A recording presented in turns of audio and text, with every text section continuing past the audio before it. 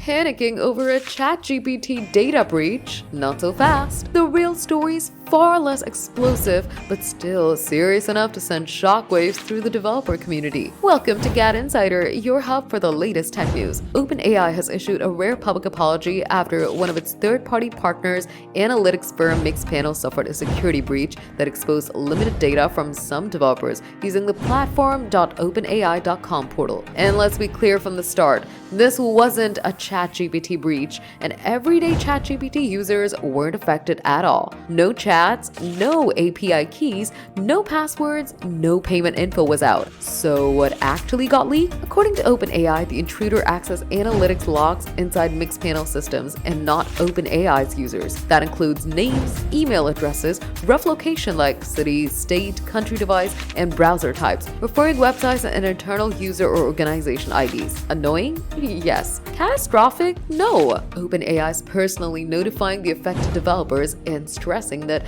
no sensitive credentials or financial data were exposed. Still, the company is taking this slip-up seriously. Mixpanel has been swiftly cut off, and OpenAI has launched a sweeping security review of every vendor it works with, proving it knows this incident reflects on its broader judgment, even if the core systems were untouched. Could anything worse still happen? OpenAI says it has no evidence of any breach beyond Mixpanel's environment, but is monitoring closely for misuse. For now, this fallout has only affected a narrow slice of developers. And while OpenAI isn't asking anyone to reset passwords, it's time to turn on multi-factor authentication. Even if your info wasn't exposed, MFA is one of the simplest ways to slam the door on future intruders. For now, ChatGPT is safe, but the wake-up call is loud and clear. Have you turned the multi-factor authentication on already? Tell us in the comments. Give the video a thumbs up, subscribe to GadInsider, and don't forget to hit the bell icon so you never miss any tech update.